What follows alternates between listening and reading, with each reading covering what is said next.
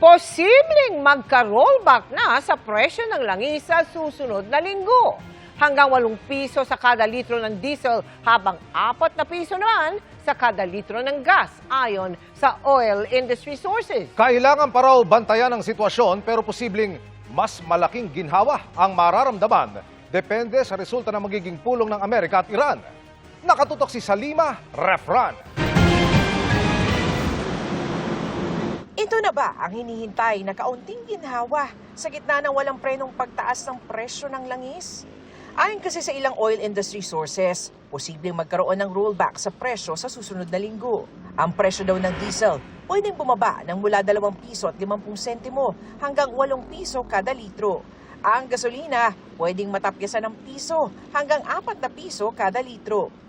Epekto raw ito ng anunsyong ceasefire ng Amerika at Iran na nagresulta sa pagbaba sa presyo ng langis ng $16 kada bariles sa unang 3 araw ng trading sa world market. Ayon sa presidente ng Jetty Petroleum, posibleng nga raw magka-rollback pero kailangan pang i-monitor muna ang sitwasyon. So nakita natin doon sa early trading ng crude at saka yung indication din ng MOPS na may konting pag-akyat kumpara doon sa settlement niya kahapon.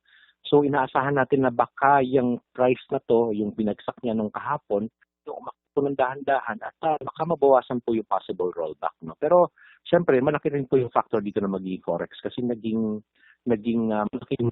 in-appreciate ng peso kahapon.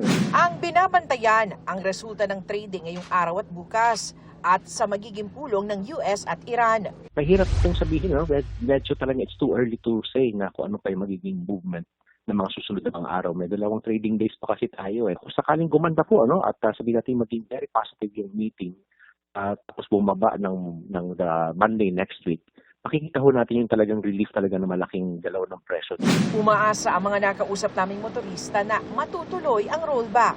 Mabuti at para maging maayos ulit ang mga biyahe ng mga pampasaherong jeep. Ganun nga po, bababa ng mga 3 piso pero tataas naman ang malaki, mga 20 pesos.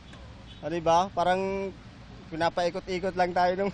Mas okay naman po yun kasi ngayon marami kaming tao na nahihirapan talaga eh. Nagtipon-tipon sa Liwasang Bonifacio ang ilang residente ng Batangas para hingin na tanggalin na ang excise tax at VAT. Marami pa raw tsuper ang hindi pa nakakatanggap ng ayuda mula sa gobyerno.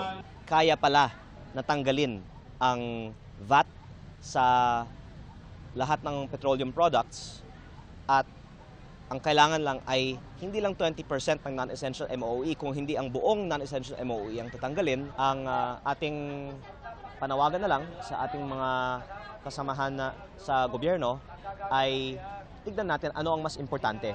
Ang dami pang mababawasan na gastos na baka nagkakahiyaan lang tayo sa Kongreso na hindi naman natin inilalabas sa publiko at sa ating mga pagdinig ang laki ng mga operating budgets ng aming mga opisina. Ayon kay Senador Win Gatchalian, chairman ng Senate Protect Committee, nakaamba na ang hakbang ng gobyerno sa pagtapyas o pagsuspinde sa koleksyon ng excise tax sa petrolyo. Ibang usapin naman daw ang sa VAT.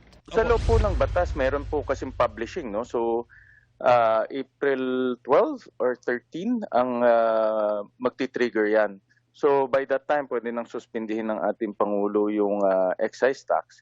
Pwedeng pag-aralan, pero komplikado kasi ang VAT. So hindi magagarantiya na bababa ang presyo. Dapat timbangin mabuti. Pag tinanggal natin yan, magiging unequal. At yung mga may kaya, mag-enjoy rin na walang VAT. Salima Refran, nakatutok, 24 oras.